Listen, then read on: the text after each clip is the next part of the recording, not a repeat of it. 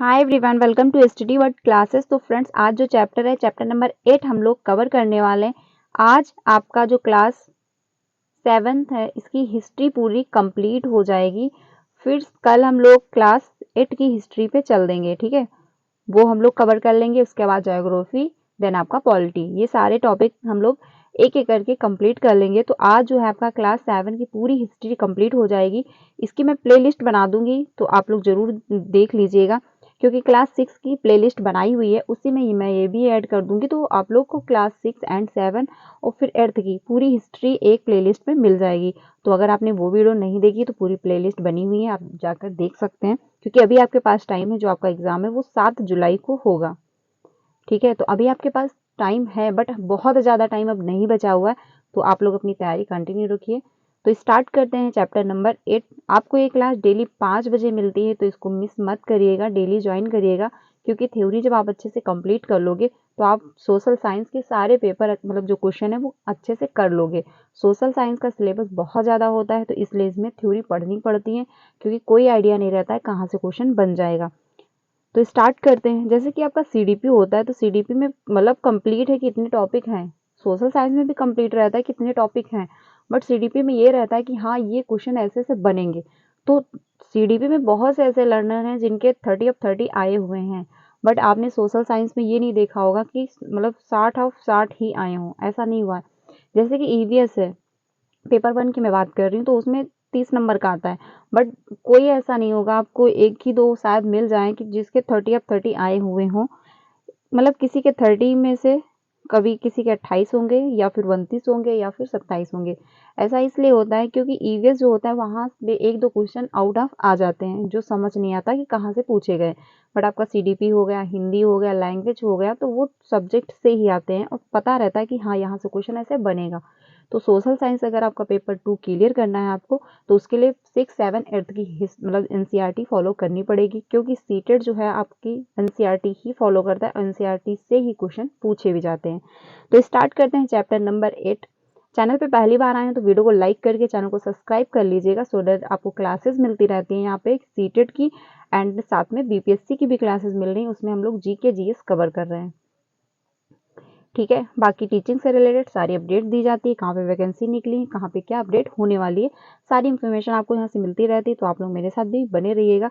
Start करते हैं chapter number 8। जो चैप्टर नंबर 8 है, इसमें बात कही गई है 18वीं शताब्दी में नए राजनीतिक गठन, यानी जो 18वीं शताब्दी चली उसके दौरान जो राजनीतिक गठन हुए उसमें क्या क्या चेंजमेंट आए, क्या क्या बदलाव हुआ, उसके बारे में इसमें दिया गया है। तो इसमें हम लोग देख लेते हैं।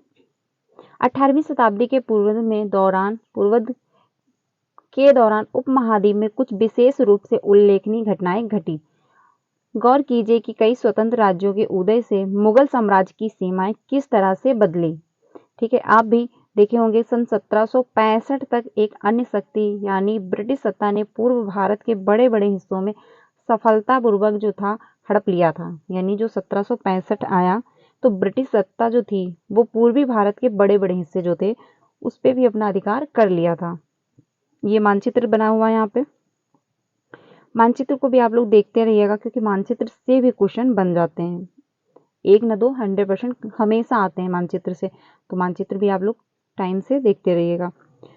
यह दर्शाते हैं कि 18वीं शताब्दी की एक ऐसी अवधि थी जब भारत में राजनीतिक परिस्थितियां अपेक्षाकृत एक छोटे से समयांतर में बड़ी तेजी से अचानक बदलनी शुरू हो गई थी। इस अध्याय में 8वीं शताब्दी के पूर्व के दौरान उपमहाद्वीप में उत्पन्न हुई नई राजनीतिक शक्तियों के बारे में पढ़ेंगे। तो ये जो चैप्टर है इसमें आपको मतलब ये जानकारी मिलेगी कि 18वीं शताब्दी में जो राजनीतिक परिवर्तन हुए थे वो कैसे कैसे हुए थे, उनके दौरान क्या क्या हुआ था, इस बारे में हम लोग इस चैप्टर में देखने वाले हैं। तो अब यहाँ से चैप्टर स्टार्ट होता है। मुगल साम्राज्य और परवर्ती मुगलों के लिए संकट की स्थिति क्या रही, इसके बारे में हम लोग देख लेते हैं। अध्याय 4 में आपने देखा था कि मुगल साम्राज्य अपनी सफलता की ऊंचाई पर किस प्रकार पहुंचा था। यानी हम लोगों ने चैप्टर नंबर जब 4 डिस्कस किया था, तो उसमें हम लोगों ने मुगल साम्राज्य के बारे में पढ़ा था। और फिर 17वीं शताब्दी के अंतिम वर्षों में उनके सामने तरह तरह के संकट किस प्रकार खड़े होने लगे थे। ऐसा अनेक कारणों से हुआ। बादशाह औरंगजेब ने दक्कन में लंबी लड़ाई लड़ते हुए साम्राज्य और सैन्य और वित्तीय संसाधनों को बहुत अधिक खर्च कर दिया था, यानी जो औरंगजेब था।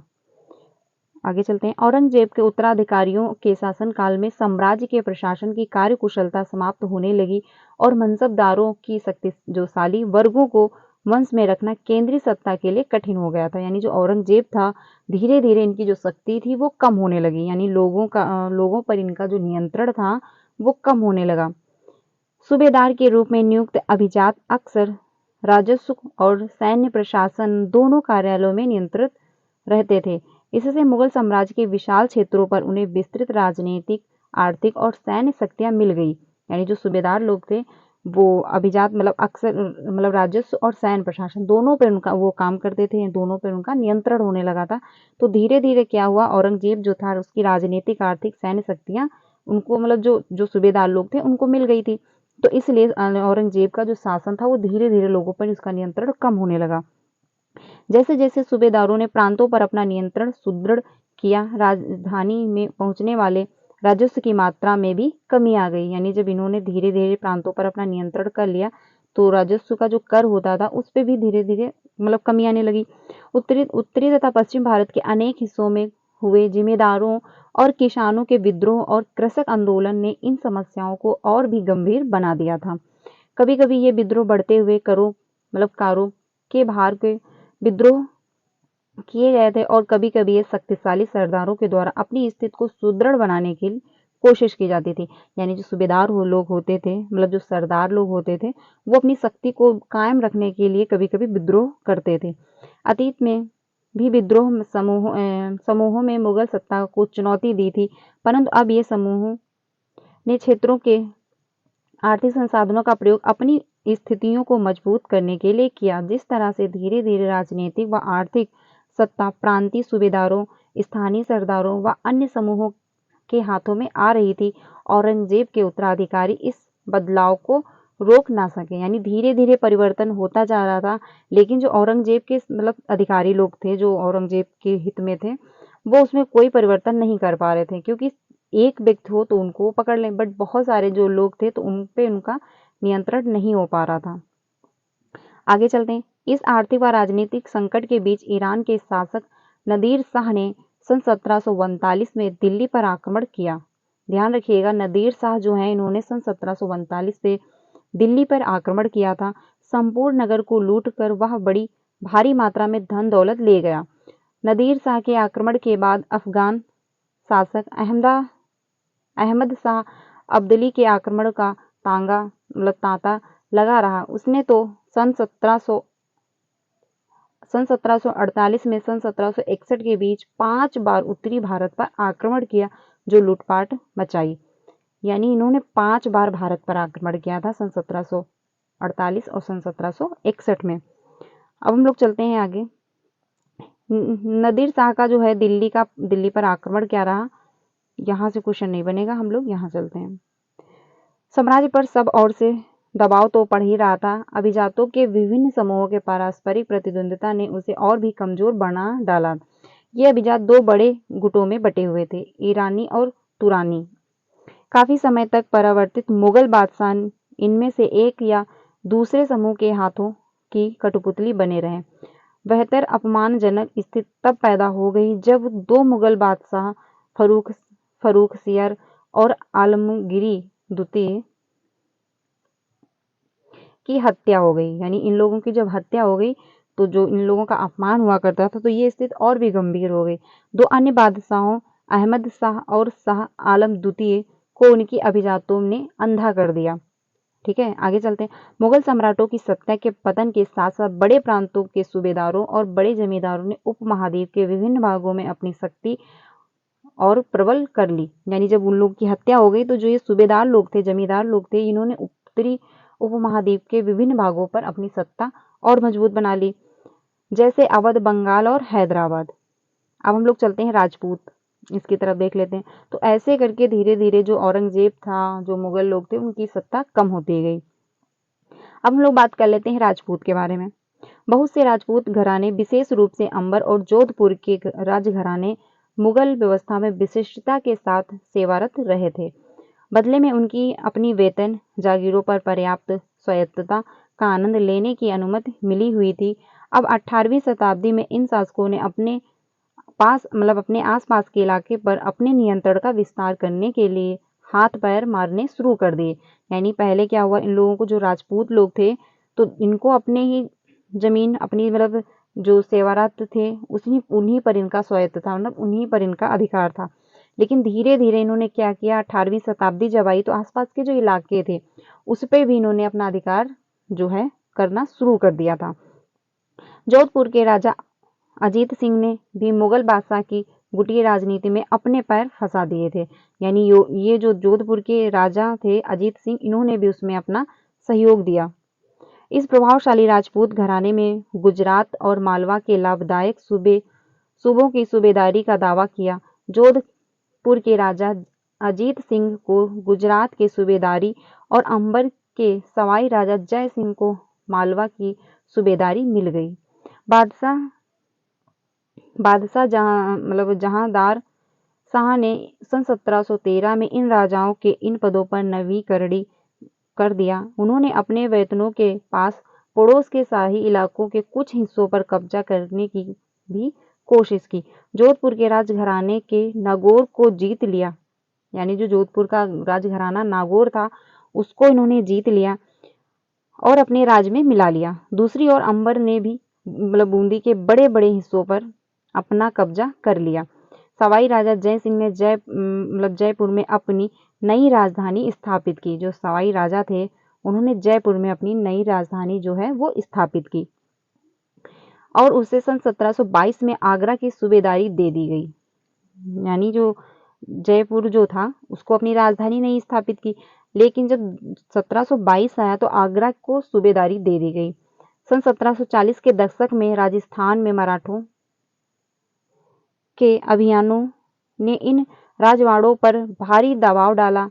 जो था, जब धीरे धीरे उनकी सत्ता होती गई तो भारी दबाव डालना शुरू कर दिया, जिससे उनका अपना विस्तार आगे होने से रुक गया। जब उन पे दबाव पड़ने लगा तो जो उनका विस्तार था वो धीरे धीरे राजपूतों का कम हो गया। अब हम लोग साइड में देख लेते हैं क्योंकि यहाँ से भी क्वेश्चन बन जाते हैं। कई राजपूत शासकों ने मुगलों पर अधिराज्य स्वीकार कर लिया था, लेकिन मेवाड़ एकमात्र ऐसा राजपूत राज्य था जिसने मुगल सत्ता को चुनौती दी। यानी जो मुगल लोग थे उन्होंने सभी पर अपना राज्य स्थापित कर लिया था, लेकिन जो मेवाड़ के राजा थे, ठीक है, उन्होंने अपने पर उनका अधिकार स्थापित नहीं होने दिया। राणा प्रताप उनका नाम था।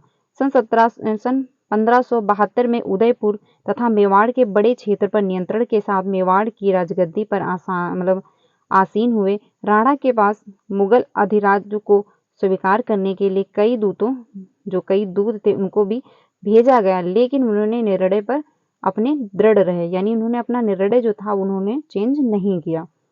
आगे चलते हैं। अम्बेर के शासक सवाई जय सिंह ने दिल्ली, जयपुर, उज्जैन, मथुरा और वाराणसी में 5 खगोलीय वेधशालाओं का निर्माण किया। जंतर मंतर के नाम से विख्यात इन वेधशालाओं में खगोलीय पिंडों के अध्ययन हेतु कई उपकरण हैं। तो आगे चलते हैं हम लोग बात कर लेते हैं सिख के बारे में। सिख के बारे में है, 17वीं शताब्दी के दौरान सिख एक राजनीतिक समुदाय के रूप में गठित हो गए। इसमें पंजाब के क्षेत्रीय राज्य निर्माण को बढ़ावा मिला। गुरु गोविंद सिंह ने सन 1699 में खालसा पंथ की स्थापना से पूर्व और उसके पश्चात राजपूत व मुगल शासकों के खिलाफ कई लड़ाई लड़ी। यानी जो 1699 में खालसा पंथ की स्थापना की, उसके बाद इन्होंने मुगल और राजपूत के प्रति काफी लड़ाइयाँ भी की। सन 1708 में गुरु गोविंद सिंह की मृत्यु के बाद बंदा बहादुर, तो जो गुरु गोविंद थे इनकी मृत्यु हुई है सन 1708 में, ये आप लोग ध्यान रखिएगा, के नेतृत्व में खालसा ने मुगल सत्ता के खिलाफ विद्रोह किया। उन्होंने बाबा गुरु नानक और गुरु गोविंद सिंह के नामों वाले सिक्के गढ़कर अपने शासक को सार्वभौमिक बताया। सतलुज और यमुना नदियों के बीच के क्षेत्र को उन्होंने अपने प्रशासन की स्थापना की। सन 1715 में बांदा बहादुर को बंदी बना लिया गया। ठीक है, सन 1716 में मार भी दिया गया उनको। आगे चलते हैं। 18वीं शताब्दी में कई योग्य नेताओं के नेतृत्व में सिखों ने अपने आप को पहले जत्थों में और बाद में मिसलों में संगठित किया। इन जत्थों और मिसलों की संयुक्त सेनाएं दल खालसा कहलाती हैं। आगे चलते हैं। उन दिनों दल खालसा वैशाली और दिवाली के पर्वों पर अमृतसर में मिला था। इन बैठकों में वे सामूहिक निर्णय लिए करते थे, यानी जो बैठक होती थी उसमें सामूहिक निर्णय हुआ करते थे, जिसे गुरमत्ता कहा जाता था। ये आप लोग ध्यान रखिएगा, गुरमत्ता कहते थे उसको, जहाँ पे सामूहिक रूप से निर्णय लिए जाते थे बैठ के। सिखों ने राखी व्यवस्था जो थी स्थापित की, जिसके अंतर्गत किसानों ने उनकी उपज का 20% कर के रूप में लेकर बदले में उन्हें संरक्षण प्रदान किया करते थे। यानी जो राखी व्यवस्था थी उसमें क्या करते थे ये लोग 20% कर ले लेते थे, ठीक है, और उनके बदले में उनको संरक्षण मिलता था, यानी उनको सेफ्टी मिलती थी, सुरक्षित वो अपने आप को महसूस करते थे।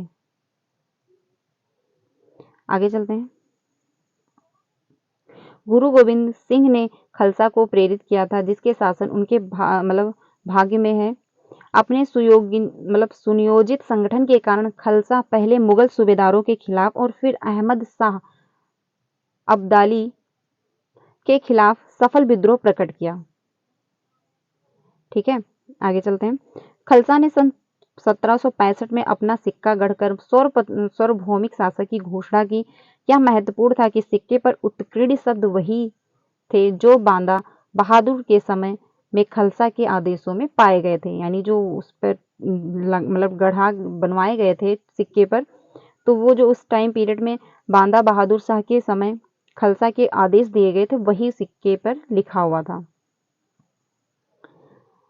18वीं शताब्दी के अंतिम भाग में सिख इलाके सिंधु से यमुना तक फैले हुए थे। यद्यपि ये विभिन्न शासकों में बटे हुए थे। इनमें से एक शासक महाराजा रणजीत सिंह ने विभिन्न सिख समूहों में फिर से एकता कायम करके सन 1799 में लाहौर को अपनी राजधानी बना ली।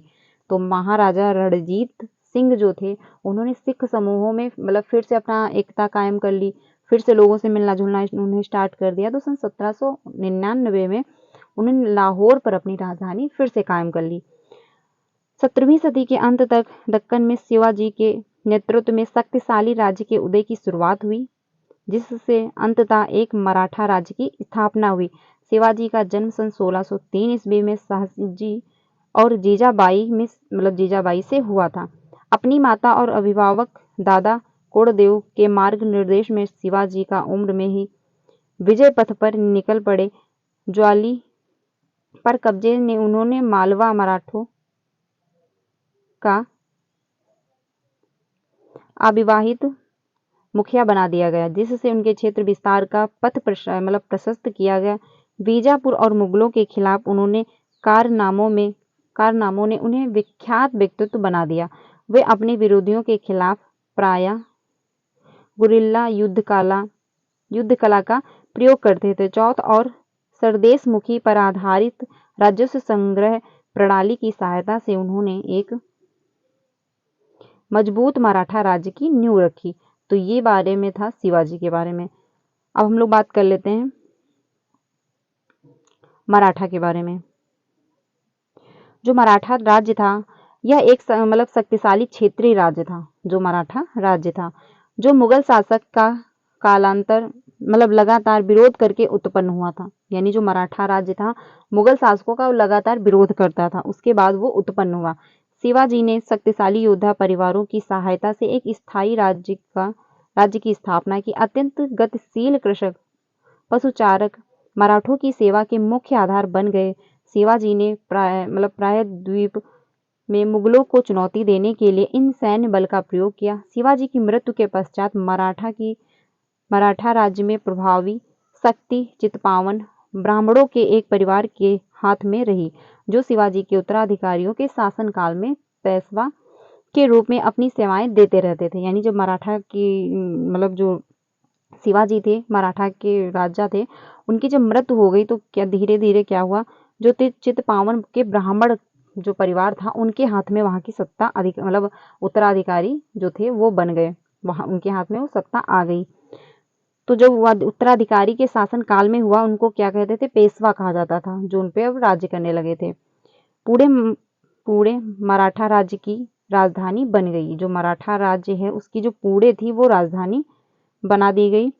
पेशवाओं की देखरेख में मराठों ने एक अत्यंत सफल सैन्य संगठन विकास किया। उनकी सफलता का रहस्य यह है कि वे मुगलों के किलाबंद इलाके में टक्कर न लेते हुए उनके पास से चुपचाप निकलकर शहरों कस्बों पर हमला बोलते थे। यानी जो मुगल लोग थे उन पे वो नहीं, मतलब उनसे वो लड़ाई झगड़ा नहीं करते थे, बट उनके पास जो जो आसपास के शहर कस्बे छोटे छोटे हुआ करते थे उनसे वो लड़ाई करते थे। मुगल सेना से ऐसे मैदानी इलाके में मुठभेड़ लेते थे जहां रसद पाने और कुमक आने के रास्ते आसानी से रोक सकते थे। सन 1720 में सन 1761 के बीच मराठा साम्राज्य काफी विस्तार हुआ। उसने धीरे धीरे और काफी सफलतापूर्वक मुगल साम्राज्य की सत्ता को क्षति पहुंचाई, यानी उन्होंने उसको नुकसान पहुंचाया। अब हम लोग देख लेते हैं चौथ क्या है। जमींदारों द्वारा वसूल जाने वाले भू राजस्व का 25% जो मिलता है उसे दक्कन में इसको मराठा वसूल करते थे। आगे चलते हैं। सन 1722 के दशक में मालवा और गुजरात मुगलों से छीन लिए गए। यानी जो सन 1722 का टाइम आया तो मालवा और गुजरात जो था मुगलों से छीन लिया गया, यानी मराठों जो लोग थे उन्होंने छीन लिया। सन 1730 के दशक में मराठा नरेश को समस्त दक्कन प्रायद्वीप के अधिपति के रूप में मान्यता मिली गई और साथ ही साथ इस क्षेत्र पर चौथ और सरदेश मुखी कर वसूलने का अधिकार भी मिल गया। तो जो चौथ है ये जमींदारों का 25% मिलता था, ठीक है। और सरदेश मुखी क्या है इसके बारे में भी हम लोग अभी देख लेंगे। सरदेश मुखी जो है दक्कन में मुख्य राजस्व संग्रहकर्ता को दिए जाने वाले भू राजस्व का 9 से 10% हिस्सा, यानी जो कर वसूल के लाते थे उनको जो 9 से 10% उसमें दिया जाता था उसे कहा जाता था सरदेश मुखी, ठीक है। और जो चौथ था उसमें 20% मतलब 25% कर वसूला जाता था जमींदारों लोगों से। अब आगे चलते हैं हम लोग। सन 1737 में दिल्ली पर धावा बोलने के बाद मराठा प्रभुत्व की सीमाएं तेजी से बढ़ी। वे उत्तर में राजस्थान और पंजाब, पूर्व में बंगाल और उड़ीसा तथा दक्षिण में कर्नाटक और तमिल में तेलुगु प्रदेशों पर फैल गई। यानी जब इनका काफी प्रभाव बढ़ा, ये काफी शक्तिशाली हो गए, तो धीरे धीरे इन्होंने और राज्यों पर भी कब्जा करना स्टार्ट कर दिया। इन क्षेत्रों को औपचारिक रूप से मराठा साम्राज्य में सम्मिलित नहीं किया गया, मगर मराठा प्रभुसत्ता को स्वीकार करने के तरीके के रूप में उनमें भेंट की रकम ली जाने लगी।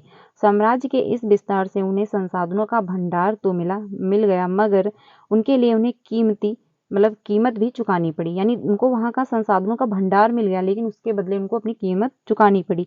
मराठों के सैन्य अभियानों के कारण अन्य शासक भी उनके खिलाफ हो गए। परिणाम स्वरूप मराठों को सन 1761 में पानीपत की तीसरी लड़ाई में अन्य शासकों से कोई सहायता नहीं मिली। तो पानीपत का जो युद्ध हुआ था सन 1761 ईस्वी में हुआ, ये आप लोग ध्यान रखिएगा। आगे चलते हैं। अंतहीन सैन्य अभियानों के साथ साथ मराठों ने एक प्रभावी प्रशासन व्यवस्था तैयार की। जब किसी इलाके पर एक बार विजय अभियान पूरा हो जाता था तो और मराठों का शासन सुरक्षित हो जाता था तो वह स्थानीय परिस्थितियों को ध्यान में रखते हुए धीरे धीरे भू राजस्व की मांग की गई। यानी जब ये युद्ध करके जीत लेते थे तो पहले उन पे देखते थे कि क्या क्या स्थिति रही, फिर धीरे धीरे वो क्या करते थे, भू राजस्व की मांग करते थे, यानी कर वसूलना स्टार्ट कर देते थे। कृषि को प्रोत्साहित किया गया और व्यापार को पुनर्जीवित किया गया। इससे सिंधिया, गायकवाड़ और भोसले जैसे मराठा सरदारों की शक्तिशाली सेनाएं खड़ी करने के लिए संसाधन मिल सके। सन 1720 के दशक में मालवा में मराठा अभियान ने इन क्षेत्रों में स्थित शहरों के विकास व समृद्धि को कोई हानि नहीं पहुंचाई। उज्जैन सिंधिया के संरक्षण में और इंदौर होलर के आश्रय में फलता फूलता रहा। ये शहर हर तरह के बड़े और समृद्धशाली थे और वे महत्वपूर्ण वाणिज्य और संस्कृत केंद्रों के रूप में कार्य कर रहे थे। आगे चलते हैं। मराठों द्वारा नियंत्रित इलाके में व्यापार के नए मार्ग खुले। जब मराठा के द्वारा जो नियंत्रण के नए इलाके थे उन इलाकों में व्यापार के मार्ग खुले, यानी नए नए व्यापार शुरू हुए। चंदेरी के क्षेत्र में उत्पादित रेशमी वस्त्रों को मराठों की राजधानी पुणे में नया बाजार मिला। बुरहानपुर पहले आगरा और सूरत के बीच की दूरी पर ही अपने व्यापार में संलग्न था, लेकिन अब उसने अपने वाणिज्य भीतरी क्षेत्र को बढ़ाकर दक्षिण और पुणे, नागपुर को तथा पूर्व में लखनऊ तथा इलाहाबाद को भी शामिल कर लिया। यानी पहले उसने व्यापार धीरे धीरे अपने जहाँ पे उसकी राज्य था, जहाँ पे उसका शासन था, वहीं पे उसने शुरू किया। फिर धीरे धीरे उसने अलग राज्यों में भी अपना व्यापार वो शुरू कर दिया। अब हम लोग चलते हैं जाट, इसके बारे में हम लोग देख लेते हैं। जाटों की शक्ति सूरजमल के समय पराकाष्ठ पर पहुंची। उन्होंने सन 1756 सन 1763 के दौरान भरतपुर जाट राज्य को संगठित किया। सूरजमल के राजनीतिक नियंत्रण में जो क्षेत्र शामिल थे उनमें से आधुनिक पूर्वी राजस्थान, दक्षिण हरियाणा, पश्चिमी उत्तर प्रदेश और दिल्ली शामिल थे।